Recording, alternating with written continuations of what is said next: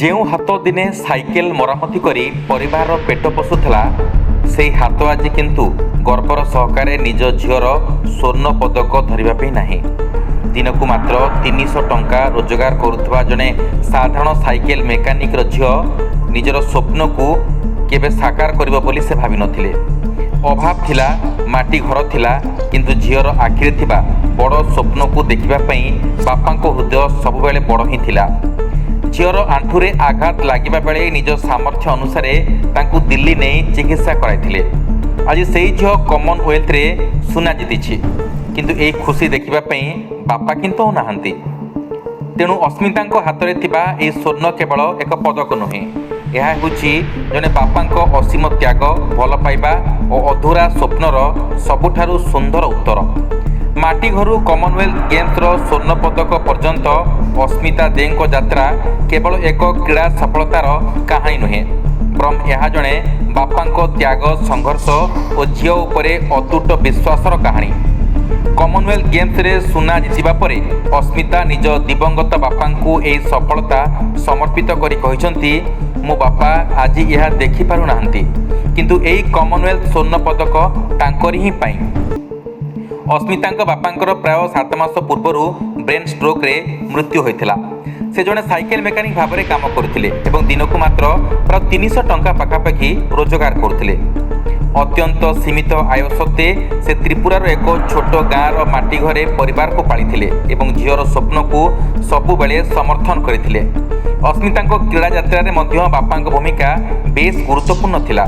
उधर इतना सपना बड़ा नहीं है कि वो इतना ऊपर जाएंगे करके, तो मेरे पापा हमेशा सपोर्ट करते थे। उसके बीच में मेरे को नी में इंजरी भी हुई थी, तो पापा मेरे लिए दिल्ली आए थे, मेरे लिए दवाई लगाए, सब कुछ मतलब हेल्प किए थे। पापा बहुत सपोर्ट करते थे, मम्मी पापा दोनों ही।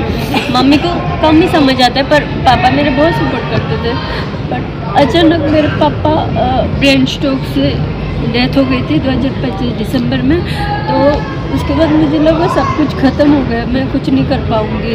बट फिर पापा जाने के 10 दिन बाद मुझे मेरे मम्मी ने ट्रेनिंग में भेज दिया फिर से कि आज मैं अगर तुम्हें रुकाऊंगी तो तुम्हारे पापा सोचेंगे मैं तुम्हारे सपना को आगे बढ़ाने के लिए रुका रही हूँ, तुम चले जाओ। फिर मुझे दिल्ली भेज दिया।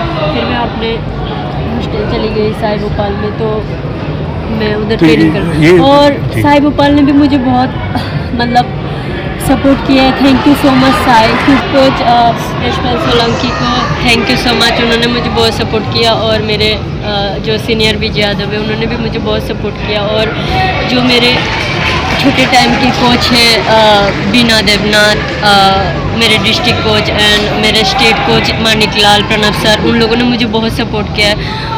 उन लोगों ने त्रिपुरा से जब मैं उठ के मध्य प्रदेश आई हूँ तभी भी मुझे बहुत सपोर्ट किया है, मतलब कि तुम जीत सकते, तुम्हारे अंदर वो चीज़ है जो किसी में नहीं है, ऐसे करके। थोड़े अस्मिताଙ୍କ ଆଣ୍ଠୁରେ ଗୁରୁତର ଆଘାତ ଲାଗିଲା ପରେ ତାଙ୍କ ବାପା ଚିକିତ୍ସା ପାଇଁ ତାଙ୍କୁ ଦିଲ୍ଲୀ ନେଇଯାଇଥିଲେ। ଝିଅର ସ୍ୱପ୍ନ ଯେଭଳି ଅଧାରେ ରହିନଯାଏ, ସେଥିପାଇଁ ନିଜ ସାମର୍ଥ୍ୟ ଅନୁସାରେ ସେ ସବୁକିଛି କରିଥିଲେ। ଆଜି ଅସ୍ମିତାଙ୍କ ହାତରେ ଥିବା ସ୍ୱର୍ଣ୍ଣ ପଦକ କେବଳ ଏକ ବିଜୟର ପ୍ରତୀକ ନୁହେଁ, ଏହା ହେଉଛି ସେ ବାପାଙ୍କର ତ୍ୟାଗ ଓ ଭଲ ପାଇବାର ଫଳ, ଯେ ନିଜେ ଅଭାବ ଭିତରେ ରହି ନିଜ ଝିଅର ସ୍ୱପ୍ନକୁ ସାକାର କରିଥିଲେ। Bureau report, news alert 24x7।